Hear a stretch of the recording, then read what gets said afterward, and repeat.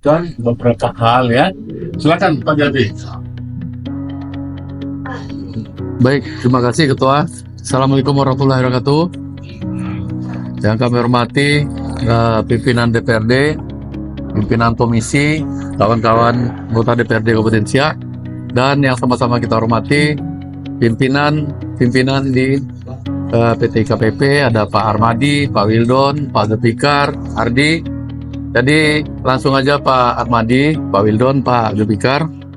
Ini terkait penerimaan tenaga kerja kita, baik itu magang, apprentice, apa segala macam halnya, yang mungkin dalam hal ini banyak laporan, banyak isu yang berkembang di Kecamatan Tualang yang kami terima, karena dalam hal ini penerimaan magang ini banyak juga menerima dari fakultas-fakultas atau kampus-kampus di luar Riau, ada Pak ya.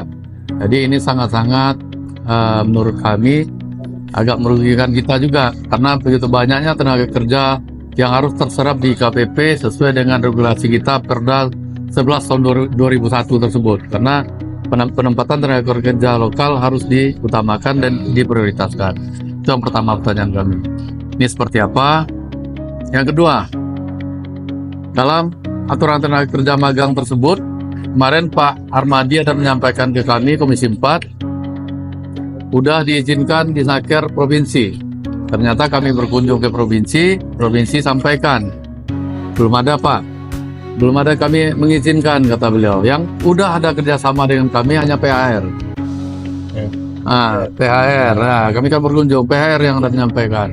Kata di Naker provinsi, itu Kadis langsung sampaikan ke kami. Nah, kayak kami jadi tanda tanya juga, ada apa ini? Nah, itu yang kedua. Terus yang ketiga ini menyangkut tentang kita memanusiakan manusia, Pak.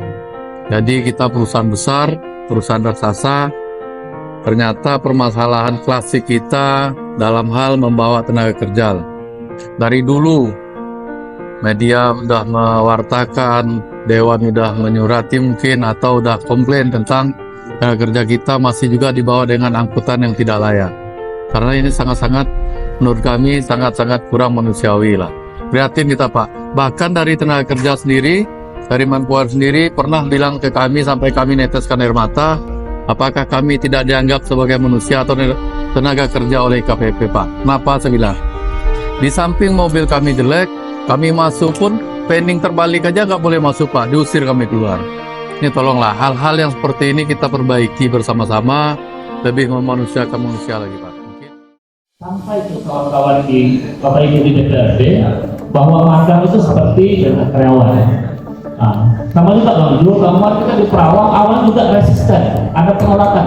Kok magang ini sama dengan magang-magang yang kita jumpai di tempat lain yang habis magang hilang. Jadi sourcing yang kita lakukan dalam proses magang itu kami sampaikan nanti Pak Wildon dan mengutamakan juga bisa, karena kami juga ikut mendesainnya bersama-sama kebetulan Pak Wildon. Jadi ada dua pola. Satu apprentice yang anak-anak kita yang sudah tamat kuliah, tamat SMK, itu kita rekrut melalui program magang kerja. Durasinya 1 tahun. Tetapi kita evaluasi dalam per 3 bulan. Namun dalam 3 bulan dia bagus, dia dipandang high potensial, berpotensi tinggi, maka kita angkat langsung sebagai karyawan. Sekarang kita tidak hanya sekedar berbicara, kalau dulu masih masih ekspektasi, harapan, tapi sekarang sudah menjadi kenyataan, sudah lebih dari 200 orang kita angkat sebagai karyawan, dan itu anak-anak Perawang yang menjadi prioritas. Kalau tidak begitu, Bang Jo, kita sulit mereka masuk, kita tidak bisa membentuk skillnya, soft skillnya, tetapi dengan proses magang ini dapat. Itu yang pertama. Yang kita ambil setelah dia tamat SMK maupun kuliah itu namanya apprentice. Leading sektornya ke Dinas Tenaga Kerja. Makanya Dinas Tenaga Kerja Provinsi maupun Kabupaten selalu kami undang ketika onboarding, ketika masuk.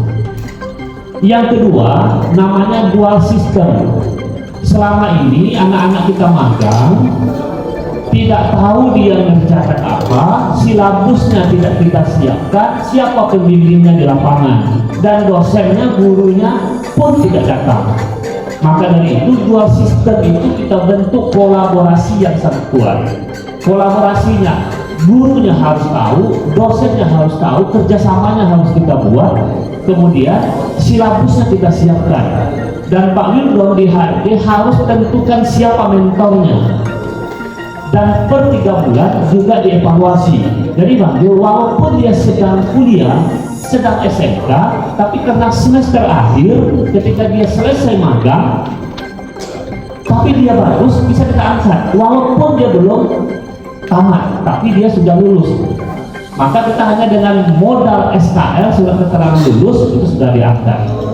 Nah, kalau mau testimoninya memang dari Pak Wildon juga bisa disampaikan. Jadi ada beberapa anak-anak kita dari SIA, ada dari Bengkalis, dari Selat Panjang, terutama di SIA di Perawang. Mereka itu sebetulnya belum wisuda, tapi dia sudah selesai sekolahnya, jadi sudah kita angkat, itu sudah ada contohnya. Mungkin Pak Davi nanti ada waktu pada sorti kita lihat. Ini sekilas yang kita sampaikan tentang pola rekrutmen.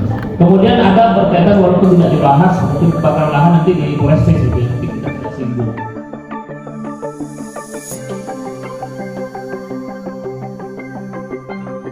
Ada yang jadi pertanyaan juga sama kami nih Pak, tentang limbah B3 kita.